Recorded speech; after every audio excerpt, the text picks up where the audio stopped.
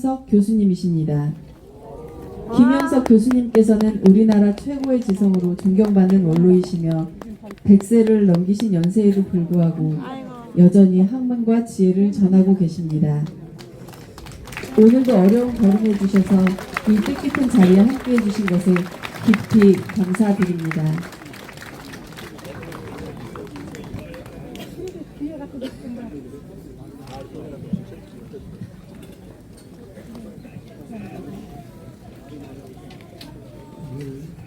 뜻깊은 행사에 여러분을 모시고 자리를 같이 하게 된 것을 감사히 생각하고 또 영광스럽게 생각합니다.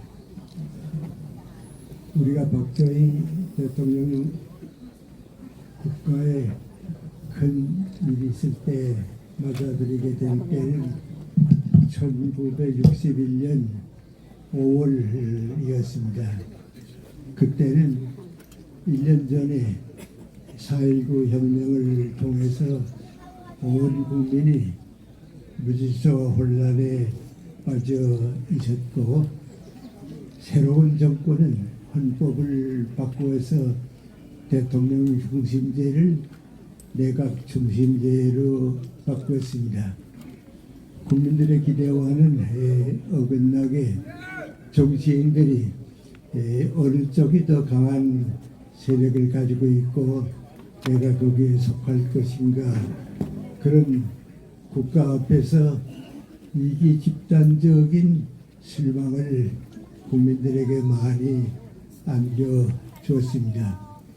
바로 그때 박정희 대통령의 정변을 우리가 받아들였는데요. 제일 걱정스러운 것은 국가 안보와 경제 문제입니다. 그때 박 대통령은 반공을 국시로 삼을 것이고 내가 정권을 잡고 있는 동안 공산주의를 극복하는 것이 최고의 사명이라고 선언했습니다. 그 뜻이 국내에서는 이제는 안보에 대해서는 더 걱정하지 않아도 되겠다는 생각을 가졌고, 미국 정부가 박 대통령을 초청해서 뜻을 같이 하는 약속을 했고 우리는 새로운 출발을 하게 된 것입니다. 그때 박정희 대통령은 당신의 훌륭한 지도력과 50년 동안 쌓아올린 높은 국민교육의 수준을 함께 누리게 됐습니다. 교육을 받은 국민이 없어서도 오늘은 없었을 것이고, 또 박정희 대통령의 지도력이 그때 없었어도 지금 우리는 이와 같은 자리에 서지 못했을 것입니다. 박정희 대통령이 가장 중요하게 성공하고 우리에게 기대를 준 것은 교육받은 국민들과 온 국민들과 함께 잘 살아보자고 하는, 우리 힘으로 무엇든지 할 수 있다고 하는 공적인 길을 우리에게 만들어 주었습니다. 그분이 가지고 있었던 가장 큰 뜻은 정치의 제일 목적은 경제라고 생각을 했고, 경제 부분을 20년 동안에 충분히 이루어지는 목적을 남겨주었습니다. 그런데 그분의 경제관에 대해서 나라를 받아들여야 점이 몇 가지 좀 들리기만 안 들려. 방송이 약간 처음엔 잘 들리더니까. 배우면서 일하고 일하면서 공부해서 우사이나 아랫사이나 다 교육을 받으면서 경제에 일하고 하는 안 들려. 안 되냐? 예? 안 되냐?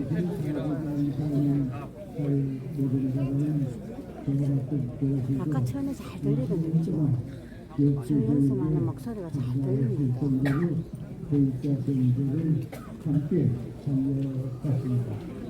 그리고 그분이 제일 중요한 선택은 경제는 국가가 하는 것이 아니고 기업이 한다고 하는 기업의 자율성과 자율성을 키워줬습니다. 다 외우고 그래서 있습니다. 정부의 국가적인 메모 없이 혼자 협력하고 메모 기업은 경제를 책임지는 일이었습니다. 그때 박 대통령과 함께 일하는 것 가운데 한 분이 우리 현대 건설의 정주영 회장입니다. 그분이 나를 만났을 때 하는 얘기가 있었습니다. 정부에서 도와주는 기업이라고 하니까 정치인들이 전부 몰려와서 정치 자금을 요청하기 때문에 기업을 마음대로 할 수가 없고, 정권이 바뀌게 되면 내가 기업을 하긴 모르지만 나라와 함께 했던 것은 또 바뀔 수가 있으니까 근심이 된다고, 걱정이 된다고 그랬습니다. 그래서 아마 박정희 대통령을 찾아가서 그 호소를 했습니다. 저보고 하는 얘기입니다. 박 대통령이 내 얘기를 다 들으시더니 화를 내시면서 하신 말씀이, 경제는 누구를 위한 것이냐, 나를 위한 것도 아니고 당신을 위한 것도 아니고 국민과 민족을 위해서 우리가 모든 정성을 쏟기로 약속하지 않았냐고. 이제 얼마 지나지 않아서 힘들어서 못하겠다고 하면 그 누가 이 나라 경제를 지킨냐고. 정주영 회장이 솔직히 나보고 물고 가니 그 책망 비슷한 권고를 받고 함께 일하겠다, 같이 따라하겠다고 약속하고 돌아왔다고 하는 고백이었습니다. 바로 그것이 기업과 정부가 함께 가는 길이었습니다. 그리고 정주영 회장은 두 번째, 기업은 경제를 위해서 일하지만 뒷받침을 해야 합니다. 그 뒷받침에 제일 중요한 것은 인재를 키우는 겁니다. 우리에게 부족한 인재는 외국에서 불려들이더라도 인재를 키워야 하기 때문에 가르칠 대학 같은 것을 키웠고요. 두 번째는 무엇보다도 중요한 것은 기술 혁신입니다. 경제는 기술을 뒷받침하지 않고는 희망이 없다고 해서 기술 분야에 노력을 쌓게 됐습니다. 그리고 가장 중요한 것은 경제는 국내 문제로 끝나는 것이 아니고 국제 문제 안에서 해결해야 하기 때문에 무역을 높이고 생산을 높여서 국제 무대에 성공하지 못하면 희망이 없다고 하는 것을 알았습니다. 아마 이 몇 가지 박정희 대통령이 우리에게 남겨준 경제를 위한 교훈은 변화가 없을 것입니다. 그걸 어기게 되면 자유민주주의도 병들지만은 시장 경제를 통한 세계 경제를 미미하기 때문에 우리의 희망을 우리 스스로가 버리는 것입니다. 물론 박정희 정권 때 높은 산이 있으니까 또 그 산 밑에 그림자도 없는 것은 아닙니다. 그 가운데 하나 예를 들어 말하면 노동조합의 위치를 어떻게 하는가 하는 것이 문제 가운데 문제였습니다. 박정희 대통령은 우리 그 시대를 저도 살아서 잘 압니다만 노동조합은 정권을 차지할 때까지는, 우리가 주권을 차지할 때까지는 끝없이 투쟁하고 끝없이 반대하다가 정권을 찾고 주권을 찾게 되면 투쟁도 하지 않고 파업도 하지 않는 것이 그 당시에 노동조합의 생리였습니다.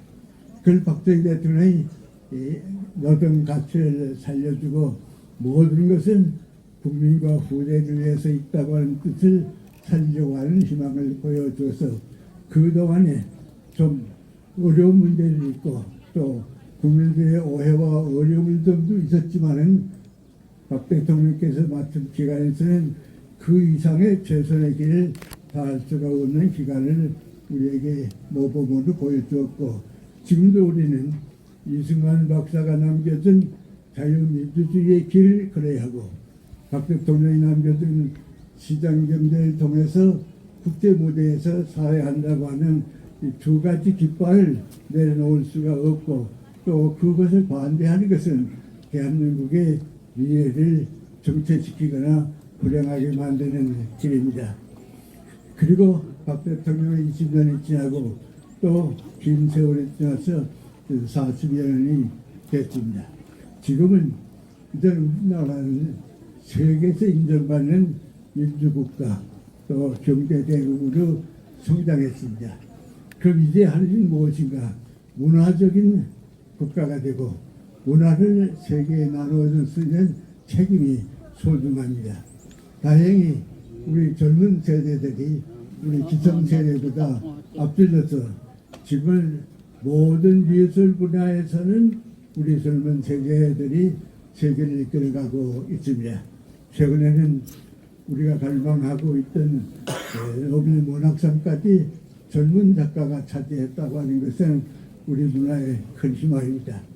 이제 우리에게 남겨진 뜻은 세종대왕께서 우리를 통해서 남겨주신 박정희 대통령을 통해서 우리 시대를 이끌어주신 한 가지 뜻인데 그것은 문화와 정신적인 선진국이 돼서 모든 나라에 무엇인가를 베풀어 줄 수 있는 책임은 지금 우리에게 주어진 책임입니다. 우리는 과거를 돌아보면 박 대통령의 정치는 살지 못합니다.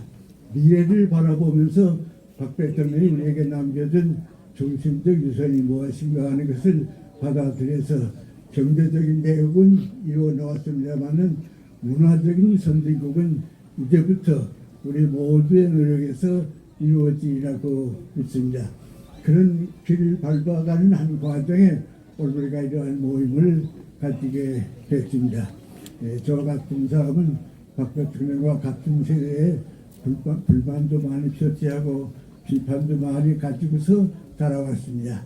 또 그렇게 됐기 때문에 오늘의 같은 뜻을 가지게 됐는데 우리 박 대통령의 정치는 앞으로 살려가는 것이지 그대로 따라가는 것은 아닙니다. 박 대통령께서 뭘 후일해도 내게 주어진 책임은 내가 다 감당했기 때문에 우리 후손들이 전 세계에서 가장 자랑스러운 특별히 세종대왕께서 우리에게 요청하셨던 문화대국과 선진국으로 키워져서 세계에서 가장 살기 좋은 나라 다른 건 아닙니다. 우리 정치하는 사람이나 모든 사람들이 진실과 정직을 지켜야 하고 정의와 공정을 지켜야 하고 자유의 창조력을 살려야 하고 무엇보다도 소중한 것은 분열이 없는 인간애를 형성하는 가장 세계에서 살기 좋은 나라를 만드는 것은 지금 우리에게 주어진 뜻입니다. 제 말씀은 끝나겠습니다만은 대통령께서 이 모든 희망을 저희들로부터 약속받으시고 편히 오래 주시기 바랍니다.